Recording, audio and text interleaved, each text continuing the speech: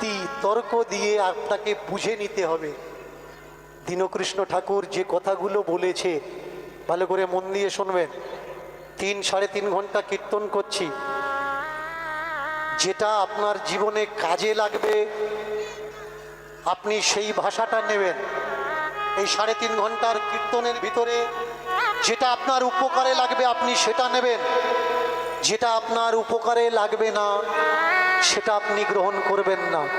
দেখবেন আপনার জীবন পরিবর্তন হয়ে যাবে। অনেকে বলতে পারেন আপনি 3 ঘন্টা কীর্তন করছেন, যেটা লাগছে ওটা নেবো আর যেগুলো লাগছে না ওগুলো বাদ দিলে হবে। কি করে বাদ দেওয়া যায়? এই কথা বলেছেন, এগুলো বাদ দেওয়া যায়? পয়সা দিয়ে আপনারা ইঁচড় কিনে নিয়ে আসেন, রান্না করার সময় কাঁটাগুলো বাদ দেন কেন? কারণ ইঁচড়ের সঙ্গে কাঁঠালের কাঁটা ঢুকলে তরকারি ভালো হবে না। পয়সা দিয়ে মাছ কিনেছেন, আঁশ আর পোঁটা পিত্তি বাদ দেন কেন? কারণ ওগুলো তরকারিতে গেলে তরকারি স্বাদ থাকবে না। টাকা দিয়ে মুরগি কিনলেন, মুরগির পালক পায়খানা ফেলে দিলেন, মাংসটা নিয়ে আসলেন, ওগুলো তরকারিতে দিলে ভালো লাগবে না। তেমনি যেটা বাদ দেওয়ার ওটা বাদ দেবেন। বারবার বলছি, যে কথাটা আপনার জীবনে কাজে লাগবে আর আপনার জীবনটা সুন্দর হবে আপনি সেটাই গ্রহণ করবেন। কোন জগন্নাথ জগন্নাথ করতে করতে জগন্নাথ খড়িবাড়িয়া কাষ্টমহলে চলে এসছে। সদা সোহাগান্তিত জগন্নাথ। জগন্নাথে যারা যারা না গেছেন তারা ছাড়া কেউ এই বিষয়টা বুঝবে না। যখন যাবেন তখন ভিড়, যে সময় যাবেন, সিজন অফ সিজন বলে কিছু নেই। সব থেকে বেশি ভিড় কোন সময় হয়? বেশি ভিড় হয় আষাঢ় মাসে রথযাত্রায়। কেন? কথিত আছে জগন্নাথের রথের দড়ি ধরে যদি কেউ একবার টানে তাহলে তার আর নরক যাওয়া লাগে না, ভবপারের পাথেও জোগাড় হয়ে যায়, আর মৃত্যুর পর জগন্নাথ ধাম গোলক ধাম প্রাপ্ত হয়। আমরা কত স্বার্থপর দেখুন। যারা জগন্নাথে গেছে, দুই সাইড থেকে যে দড়িটা থাকে, দড়ি ফেলা হয়, এ দড়িটা পুলিশের দড়ি, পুলিশের ব্যারিকেড করে দেওয়া হয়, পুলিশরা ধরে রাখে যাতে মাঝখানে কেউ না গিয়ে ভক্তের পায়ের চাপে মারা যায়। অনেকে আবার চাকু ছুরি ব্লেড দিয়ে ওই দড়ি কেটে নিয়ে আসে, দেখেছি? শাস্ত্র বলছে দড়ি টানলে মুক্তি হয়ে যাবে, এরা দড়ি কেটে নিয়ে বাড়িতে আসছে।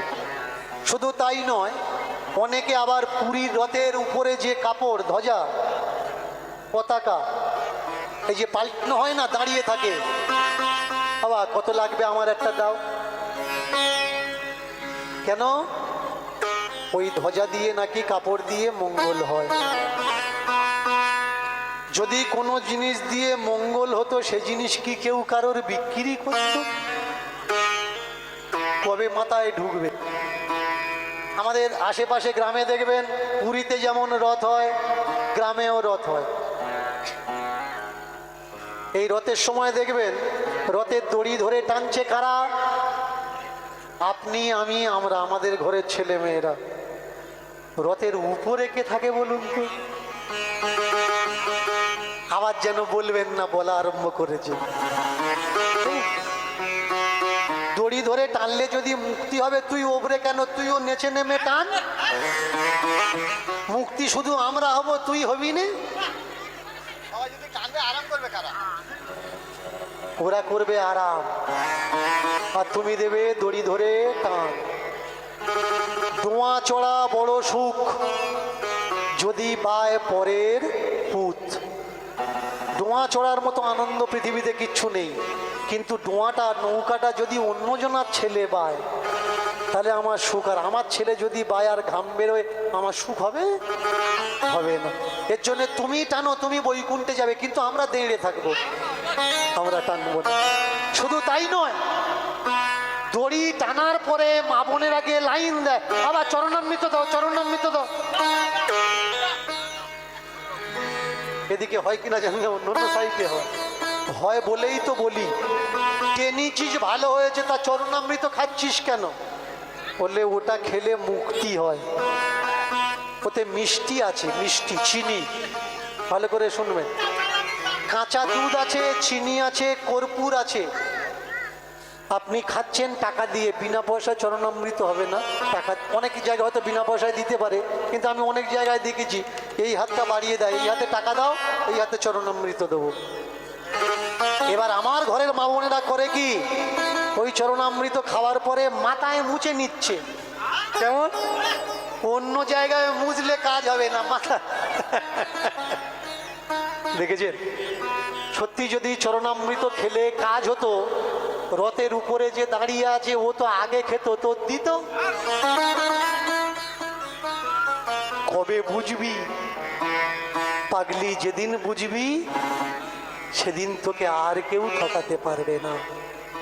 এর জন্য বাবা সাহেব বারবার একটা কথা বলেছে, শিক্ষিত হও, সংগঠিত হও, মজবুত হও, তোমার ঘর আলো হবে, অন্ধকারে থাকবে না। আপনাদের যাদের 60, 65, 70 বছর বয়স, একটা গল্প মাস্টারমশাইরা স্কুলে আপনাদের পড়িয়েছেন, আপনারা বুঝতে পারবেন। আমি তুলে ধরছি। 3 ভাই বাবা টাকা দিয়েছে, কে কি করবে করে এসো। একজন খাবার কিনেছে, একজন জামা কাপড় কিনেছে, আর একজন মোমবাতি কিনেছে। বাবা সব থেকে বুদ্ধিমান কাকে বললে? যে মোমবাতি কিনেছে। খাবার, যে খাবার কিনেছে তাকে বলছে খাবার কিনেছিস কেন? বলে খাবার জন্যই তো সব।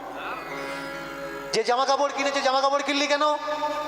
বলে যদি না পরতে পারি, টাকা আছে, যদি সুখ না ভোগ করলাম তাহলে টাকা থেকে লাভ কি হলো? যে মোমবাতি কিনেছে তাকে বলছে তুই খাবার কিনিসনি, জামা কাপড় কিনিসনি, মোমবাতি কেন কিনলি? বলে ঘরের ভিতরে প্রচন্ড অন্ধকার, মোমবাতিটা জ্বালিয়ে দিলে আমাদের আর কারোর অন্ধকারে থাকতে হবে না, ঘরটা আলো হয়ে উঠবে। শিক্ষিত হও, শিক্ষা আনে চেতনা আর জ্ঞান, আর চেতনা আর জ্ঞান আনে আলো, জ্ঞানের আলো। জ্ঞানের আলো তোমার ভিতরে যদি প্রকাশ পায়, তুমি আর অন্ধভক্ত হবে না। আমি বলছি না চরণামৃত খাবেন না, চরণামৃত অবশ্যই খাবেন, ভক্তি ভরে খাবেন, শ্রদ্ধা ভরে খাবেন, টাকা দেবেন, 1 চামচ আপনি খাবেন, 1 চামচ যে খাওয়াচ্ছে তাকেও দেবেন। কারণ শুধু আপনি উদ্ধার হবেন, আর ওই মানুষটা রথের উপরে দাঁড়িয়ে থাকবে কষ্ট করে, ওরও তো উদ্ধার হওয়ার দরকার। দেখবেন সকলে যদি 1 চামচ করে ওর খাওয়ায়, তার পরের বছর থেকে চরণামৃতর গামলা রথের উপরে আর কোনটা ঠিক আর কোনটা বেঠিক যেদিন আপনি বুঝতে পারবেন, সেদিন আপনি প্রকৃত মানুষ হবেন। আমার ভাই আমাকে বলে যে আপনি রাজনীতি নিয়ে স্টেজে দাঁড়িয়ে কোনো কথা বলবেন না, দেশের পরিস্থিতি খুব তো খারাপ, যা হচ্ছে হোক, হতে দাও, রাজনীতি নিয়ে বলো না। কিন্তু আমি বলি, কেন বলি জানেন? যদি কেউ মানুষকে না বোঝায়, না বলে, মানুষ সচেতন হবে না। আগামী দিন বড় ভয়ঙ্কর আসছে, মানুষে মানুষে লড়াই বাঁধানোর চেষ্টা চলছে। একদিকে ধর্ম, আর একদিকে রাজনীতি। একদিকে কিঞ্চিত তোমাকে দিচ্ছে, আর দেশ ধূলিসাৎ হয়ে যাচ্ছে। আমাকে বলে বাবা আপনি রাজনীতি নিয়ে বলেন, কোন দিন আপনাকে ওরা বাঁচাবে না, আপনাকে মেরে ফেলবে, রাজনীতির কথা বাদ দিয়ে আপনি পালা কীর্তন করবেন। আমি বলি আজ মরলে মরবো, কালকের মরলেও মরবো। আমি যদি না বলি, আমার দেশের মানুষ বুঝবে না, আমার মা বোনগুলো বুঝবে না যে সত্য কোনটা আর মিথ্যে কোনটা। ভোট আসছে 2026, যাকে ভালো লাগবে, যাকে পছন্দ হবে ভোট দেবেন। কিন্তু কে কাকে ভোট দিল না, কে কাকে ভোট দিচ্ছে না, এর জন্য যেন নিজেদের গ্রামের ভিতরে একতাকে, ভ্রাতৃত্বকে নষ্ট করবেন না। যেদিন আপনারা এক হবেন, সেদিন দেখবেন এই দেশ উন্নতি হবে, আর মজবুত হবে, না হলে হবে না। বের দেওয়া আছে দড়িটা, ওদিকে জয়ধ্বনিত হচ্ছে জগন্নাথ চুকি, সবাই দলে দলে ছুটছে রথ দেখার জন্যে। আর এ বুকে করে গোবিন্দ ধরে নিয়ে বললে, রথ আমি দেখব না, সত্যি যদি আমি তোমায় ভালোবেসে থাকি তুমি আমাকে দেখার জন্য আমার কাছে আসবে। দেখেছেন মা, কাকে ভক্ত বলে, কাকে বলে প্রেম, কাকে বলে শুদ্ধাচার। যে ভক্তের মনে ভক্তির বিকাশ হয়নি সে ছুটে যায় ঠাকুরের কাছে ঠাকুরকে দেখার জন্যে, আর যার মনে ভক্তির বিকাশ হয়েছে সে ঠাকুরের কাছে ছুটে যায় না, ঠাকুরকে বলে তুমি এসে আমাকে দেখে যাবে। কারণ ভালোবাসা, ভালোবাসার আগে পৃথিবীতে আর কিছু নেই। যে ভালোবাসে না সে দেখতে যায়, আর যে ভালোবাসে সে ঠাকুরকে কি বলে জানো?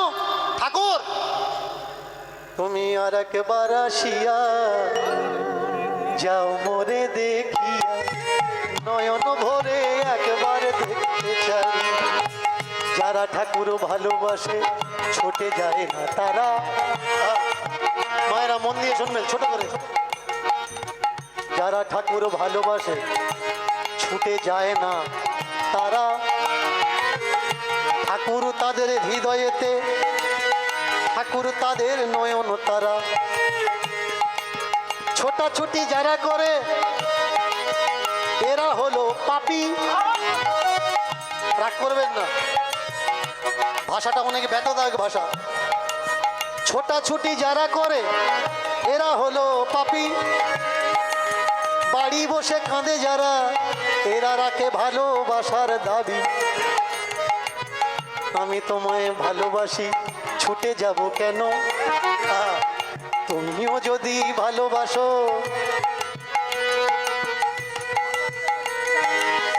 তুমি যদি ভালোবাসো তবে ছুটে এসো না কেন। তুমি যদি ভগবান তাহলে আমি তোমার ভক্ত। তোমার হৃদয়ে যদি নরম হয় আমার হৃদয়ে শক্ত। কৃষ্ণের ভালোবেসে রাধা ছুটে তার কাছে যায়নি, শত বছর পরে ফিরে এসেছে কানাই, রাধার পেয়েও সে পায়নি। ভালোবাসায় দাবি হয় হয় অভিমান, ভালোবাসায় দাবি হয় হয় অভিমান। কেঁদে কেঁদে ভক্ত বলে শুধু তুমি আমার ভগবান। জগন্নাথের তোটে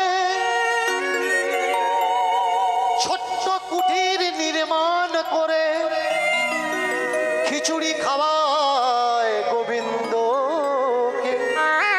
মায়েরা, জগন্নাথের কতগুলো ভোগ লাগে জানেন? 56 ভোগ। এই জগন্নাথের 56 ভোগের ভিতরে সব থেকে দামি কোন ভোগ জানেন? দামি ভোগ হচ্ছে খিচুড়ি ভোগ। আপনারা জগন্নাথে যাবেন দেখবেন একটা হাঁড়ি দাগ দেওয়া আছে, ঠোকর 4 ফালি হয়ে যায়। নিচের থেকে লাইন দিয়ে দিয়ে হাঁড়িগুলো বসিয়ে দেয়। আগে কোন হাঁড়িটা হয় বলুন তো? উপরেরটা হয়। অনেকে বলে এটা চমৎকার ঠাকুরের লীলা, এটা কোনো লীলা না। আগুনের ধর্ম, আগুন নিচে পোড়ায় না, আগুন আগে উপরে পোড়ায়।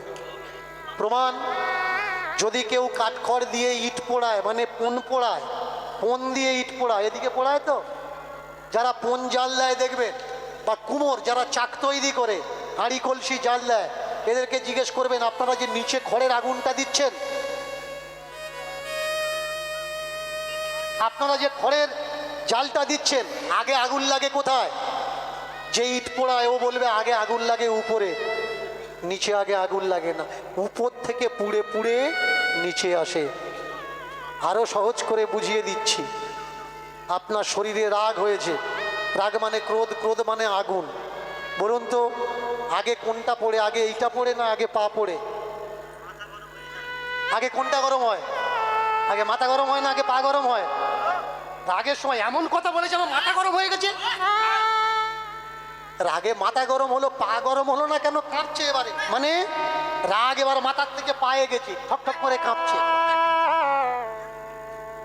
রাগ আগে, আগুন আগে উপরে ওঠে, তারপরে নিচে আসে। যুক্তি তর্ক দিয়ে আপনাকে বুঝে নিতে হবে। দীনকৃষ্ণ ঠাকুর যে কথাগুলো বলেছে ভালো করে মন দিয়ে শুনবেন। 3-3.5 ঘন্টা কীর্তন করছি, যেটা আপনার জীবনে কাজে লাগবে আপনি সেই ভাষাটা নেবেন। এই 3.5 ঘন্টার কীর্তনের ভিতরে যেটা আপনার উপকারে লাগবে আপনি সেটা নেবেন, যেটা আপনার উপকারে লাগবে না সেটা আপনি গ্রহণ করবেন না। দেখবেন আপনার জীবন পরিবর্তন হয়ে যাবে। অনেকে বলতে পারেন আপনি 3 ঘন্টা কীর্তন করছেন, যেটা লাগছে ওটা নেবো আর যেগুলো লাগছে না ওগুলো বাদ দিলে হবে। কি করে বাদ দেওয়া যায়? এই কথা বলেছেন, এগুলো বাদ দেওয়া যায়? পয়সা দিয়ে আপনারা ইঁচড় কিনে নিয়ে আসেন, রান্না করার সময় কাঁটাগুলো বাদ দেন কেন? কারণ ইঁচড়ের সঙ্গে কাঁঠালের কাঁটা ঢুকলে তরকারি ভালো হবে না। পয়সা দিয়ে মাছ কিনেছেন, আঁশ আর পোঁটা পিত্তি বাদ দেন কেন? কারণ ওগুলো তরকারিতে গেলে তরকারি স্বাদ থাকবে না। টাকা দিয়ে মুরগি কিনলেন, মুরগির পালক পায়খানা ফেলে দিলেন, মাংসটা নিয়ে আসলেন, ওগুলো তরকারিতে দিলে ভালো লাগবে না। তেমনি যেটা বাদ দেওয়ার ওটা বাদ দেবেন। বারবার বলছি, যে কথাটা আপনার জীবনে কাজে লাগবে আর আপনার জীবনটা সুন্দর হবে আপনি সেটাই গ্রহণ করবেন। বলে যাই কল্পনা, বলে যাই বাস্তব। কল্পনা যারা ভালোবাসে কল্পনার কথা শুনে কেঁদে বুক ভাসাতে থাকে, বাস্তব যারা ভালোবাসে তারা বাস্তব যুক্তি নিয়ে বিজ্ঞান মনস্ক ভাবনায় তারা জীবনকে অগ্রগতি করে। ছোট্ট একটা কুটির নির্মাণ করেছে, আর এই রাধারমণকে গোপালকে খেতে দেয় খিচুড়ি রান্না করে। সকালবেলায় খিচুড়ি রান্না করেছে, একটা বাচ্চা ছেলে এসে দাঁড়িয়েছে, ওমা আমাকে একটু খেতে দেবে? ভিতরে এই কৃষ্ণ গোপাল খাচ্ছে, আর একটা ছেলে এসে বলছে ওমা আমার খেতে দেবে? কর্মা তাকিয়ে বললে কে রে, কে তুই, তোর বাড়ি কোথায়? বলে এই পুরীতেই আমি থাকি। খিদে পেয়েছে খুব? বললে হ্যাঁ। এই ছোট্ট ছেলেটা ওকে ডাকছে, আয় খাবি আয়, আমার মার কাছে খাবারের কমি নেই। মা ডাকছে আয়, আমার ছেলে খাচ্ছে তুই খাবি, অসুবিধে কোথায়, আয় ভিতরে আয়। ও ভিতরে এসেছে, দুজনে বসে খায়। প্রত্যেক দিন খিচুড়ি রান্না হয়, প্রত্যেক দিন সকালবেলা ও এসে খিচুড়ি খেয়ে যায়। একদিন এক বাবাজি দেখে নিয়েছে কর্মা চান করে না, গোবিন্দকে ভোগ দিচ্ছে। বাবাজি দেখে বললে কর্মা নরকে যাবে, ঠাকুরকে যে চান করে তুমি খেতে দিচ্ছ না, এই যে কুশৌচ করে নোংরা দেহ নিয়ে মন্দিরে ঢুকছো, তুমি নরকে যাবে।